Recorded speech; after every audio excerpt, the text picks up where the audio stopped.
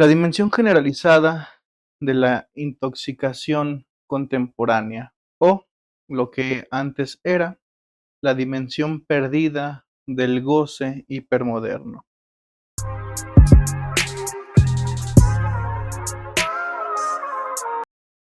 Implica un esfuerzo por comprender que el deber ya no es contrario al goce, o sea, el deber no implica ya el sacrificio del goce, más bien el goce se impone como goce compulsivo, actuado, adicional, como un impulso continuo hacia el nuevo goce, o más bien de la necesidad de lo nuevo.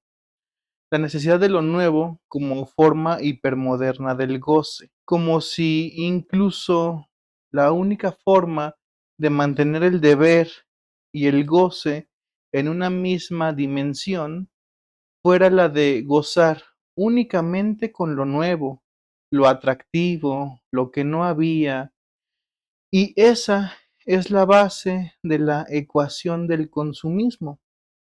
Bueno, vaya a saber hasta qué número de iPhone vamos a llegar antes de que al sujeto le aburra lo nuevo. O sabe cuántos más artistas surjan en la escena tratando de dar show con la misma temática de la moda, cantando las mismas canciones, con el mismo ritmo, con la misma tonada, todo eso.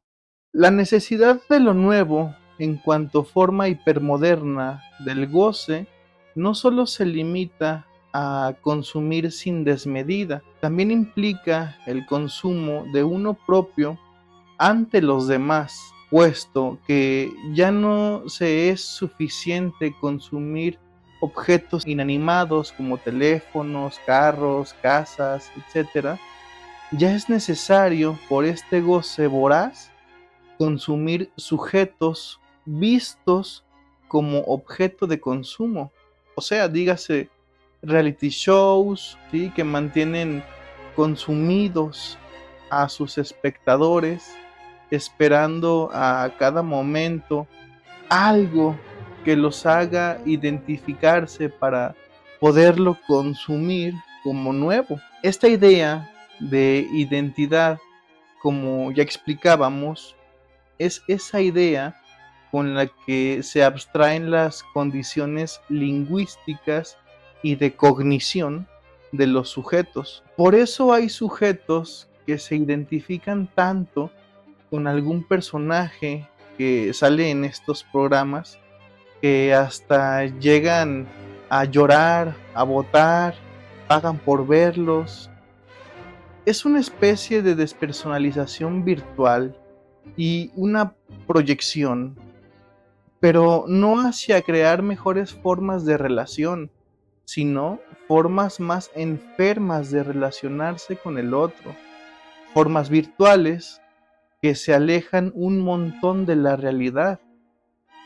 Eso por poner un ejemplo, pero ejemplos abundan en la actualidad, malestares comunes como aquellos que no se como aquellas personas que no se mantienen en un trabajo, relaciones amorosas que fracasan, pero curiosamente tienden a seguir juntándose, la banalización del mal, violencia por todos lados, las infancias desprotegidas, padres incompetentes que no pueden ser padres, las drogas químicas, las carencias de identidad, no saber quién se es o para qué se vino a este mundo. Y así pudiera seguirme con más ejemplos, pero aquí cabría una pregunta. ¿Qué pasa con esta necesidad de gozar de lo nuevo? Bueno, esto deshabilita la posibilidad de la experiencia, véase como ejemplo metafórico y no tanto, pero con la intención de describirles cómo está la sociedad. El ejemplo de las universidades privadas. A nivel bachillerato y licenciatura, Algunas universidades privadas tienen un esquema de trabajo que está muy bien estructurado, claro, para su beneficio. Ellos han visto en la educación un objeto de consumo muy prolífero que deja mucha riqueza y que se escudan bajo sus lemas y filosofías, pero que la realidad de estas universidades es tan distinta. Por ejemplo, estas universidades a su cuerpo administrativo, que es el encargado de atraer alumnos, les dan su esquema de contratación correctamente, ¿sí? Sin embargo, a su cuerpo docente, que es el encargado de impartir los saberes teóricos que se supone tendríamos que dominar en dichas áreas, a estos maestros, esas escuelas no les dan más que su pago por honorarios. Algunas de ellas, las más patito, ni siquiera seguro, ni un contrato. Y ojo, que esto se ve reflejado en la calidad educativa que manejan. El ejemplo es ese: un docente que trabaja en una de estas universidades, algún día no lo van a necesitar y como si nada se pueden deshacer de él. Eso le impide generar experiencia, puesto que lo que se requiere es de experiencias nuevas y el sujeto queda como un objeto que caduca y que deja de servir una vez ya no se disponga de él por el sistema.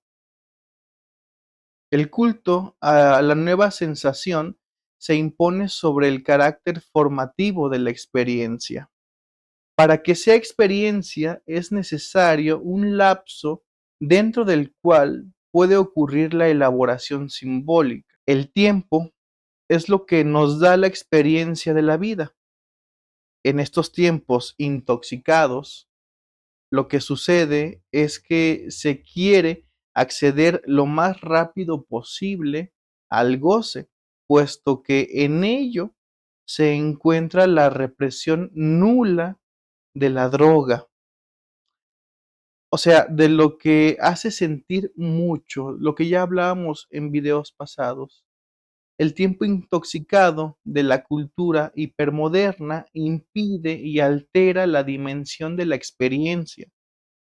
La experiencia requiere para ser experiencia, memoria, retención, pensamiento y sublimación. O sea, se necesita suspender el acto, pararse para caminar y dejar de correr.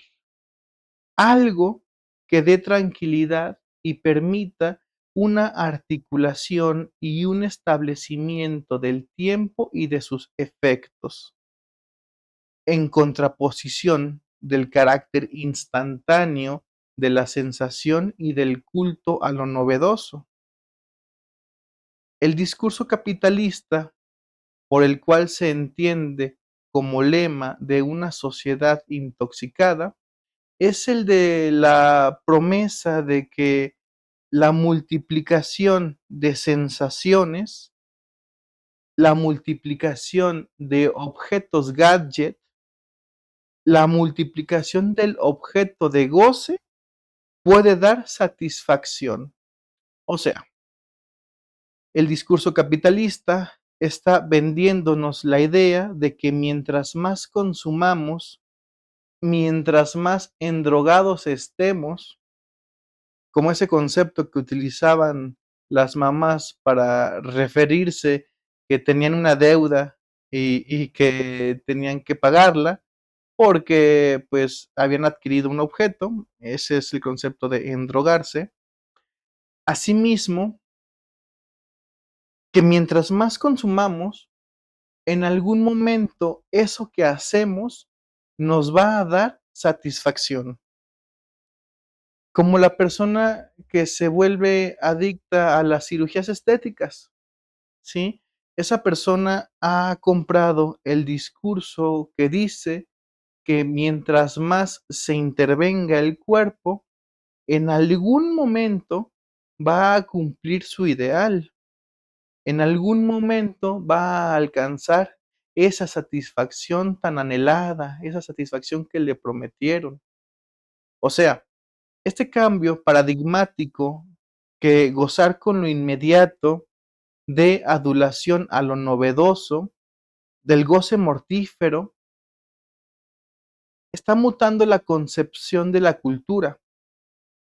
Es como si rechazara todo lo que en algún momento fue.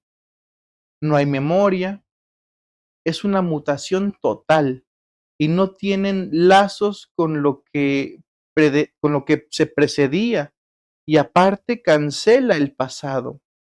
O como menciona Recalcati en su texto, si una auténtica transformación implica siempre, como decía Bayon, un elemento de constancia, la actual difusión de cambios metafóricos señala, además, la cancelación de la relación con el propio pasado y la propia historia. También la ilusión de una superación mágica de la angustia. Entendamos, pues, el sujeto que es toxicómano es un objeto de consumo para la sociedad del discurso capitalista, o sea, de aquel discurso del goce perdido que niega o se separa del ideal como función orientadora y que impone como único motivo de satisfacción el consumo infinito del objeto de goce, el consumo de lo que sea y de forma ilimitada: ropa, comida, internet, prendas, automóviles, celulares, personas, pornografía, violencia, drogas químicas, personalidades, identidades, ideales, subjetividades, tiempo. Veamos pues cómo todo esto se articula entre sí. Vamos a ver tres características principales de la toxicomanía como enfermedad paradigma del discurso capitalista. La primera, se trata de una práctica y de una técnica pulsional que disocia el apego del goce por el intercambio con el otro sexo, otro con O mayúscula. El goce del drogadicto es, en efecto, un goce monádico que separa al sujeto del gran otro. Es un goce sin amor, un goce que, rechazando el límite simbólico introducido por la castración, asume fatalmente las formas de la destrucción, del odio por sí mismo. Bueno, empezar definiendo a la mónada como el concepto de Leibniz, donde decía que una mónada es cada una de las sustancias indivisibles, pero de naturaleza distinta que componen el universo. Algo aislado, algo cerrado sobre sí mismo, ¿sí? El concepto que se utiliza aquí en este texto de Recalcati será el utilizado en el aforismo 97 del texto Mínima Moralia de Adorno, titulado tal cual así, Mónada. Esta práctica o técnica pulsional lo que hace es satisfacer de la manera más rápida posible. No hay otro, perdón, no hay apego con el otro sexo. Lo que hay es un trabajo para satisfacer el goce. El otro ya no importa, porque es un objeto. Este goce monádico, cerrado sobre sí mismo, separa toda condición de experiencia, y la experiencia se genera a partir de un otro que nos identifique. Esto está claro.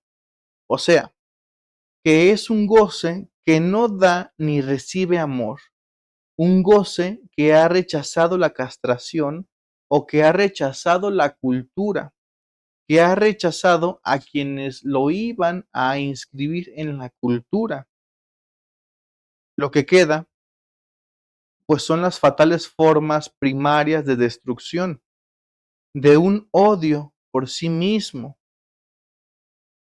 un sistema cerrado que todo se conjuga en el adentro y que no hay nada en el afuera para ellos. B. Se trata de una cultura del goce que genera pertenencia y sentido de identidad a través del culto de la transgresión y del goce clandestino del sujeto toxicómano. Ubica una nominación inédita de su subjetividad.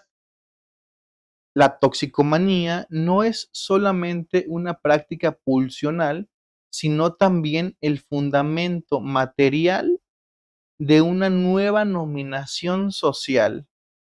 O sea, llamarse a sí mismos soy toxicómano da al personaje del toxicómano una carta de identidad inédita que refuerza un narcisismo deficitario. Para que una cultura se forme, siempre partirá de la idea de creación de paradigmas.